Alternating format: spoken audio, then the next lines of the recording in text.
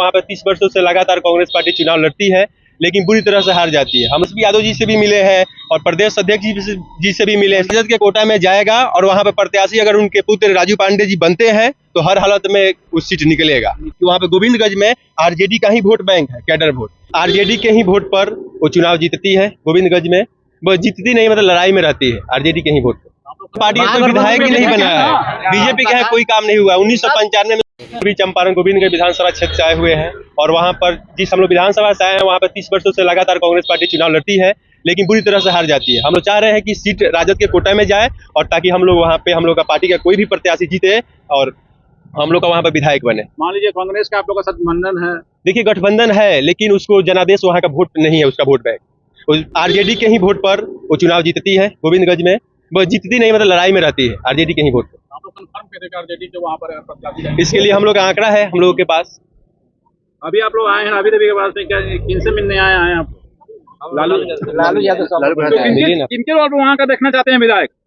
अरे विधायक सीट राजद हो जाएगा। हाँ। तो विधायक वहाँ मजबूत है, भाजपा के हराने में सफलता करने वाले विधायक है वहाँ, समझे?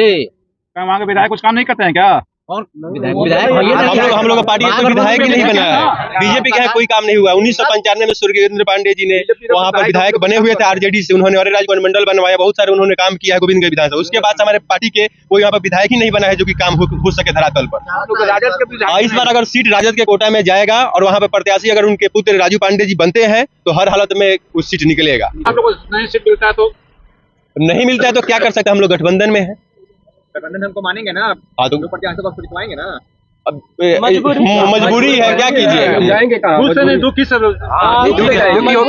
मजबूरी है, उसमें क्या किया जा सकता है। हम लोग के पास देखिए सुनिए, हम लोग के पास 1990 से लेकर के 2020 तक रिकॉर्ड है। जब उन्होंने गठबंधन में लड़ा है 2 बार, 2015 और 20 में, तो उनका वोट का आंकड़ा ज्यादा है क्योंकि हमारा कैडर वोट आरजेडी है। और जब उन्होंने गठबंधन में नहीं लड़ा है, सिर्फ कांग्रेस लड़ा है गोविंदगंज में और आरजेडी भी अकेले लड़ा है, कांग्रेस भी लड़ा है, तो उसका कुछ वोट बैंक नहीं है। तो इससे साबित करता है कि वहाँ पे गोविंदगंज में आरजेडी का ही वोट बैंक है, कैडर वोट। इसलिए हम लोग अगर आरजेडी का वोट बैंक है तो सीट आरजेडी को ही मिलना चाहिए। मिल जाएगा। अभी हमारे गोविंदगंज विधानसभा क्षेत्र में बीजेपी वाले लड्डू बांटने के लिए तैयार है कि ये सीट कांग्रेस के कोटा में चले जाए। अगर आरजेडी के कोटा में जाता है, हाँ वो लोग चाह रहे हैं कि कांग्रेस के कोटा में जाए, लेकिन हम लोग पूरे जितने भी सारे कार्यकर्ता हम लोग सब एकजुट है कि नहीं, इस सीट को आरजेडी के कोटा में अपने जाना चाहिए। और हम लोग सरकार से भी मांग, मतलब जो आरजेडी के जितने वरिष्ठ नेतागण हैं उन लोगों से मांग कर रहे हैं कि सीट राजद को दिया जाए और प्रत्याशी राजू पांडे को दिया जाए, क्योंकि उनके पिता स्वर्गीय योगेंद्र पांडे जी ने गोविंदगंज विधानसभा के लिए 1995 में जो काम किया उसका अभी तक रिपेयरिंग नहीं हुआ है हमारे विधानसभा में। मान लीजिए अभी आप किसी को बड़े नेता से किसी से मिले हैं आप लोग?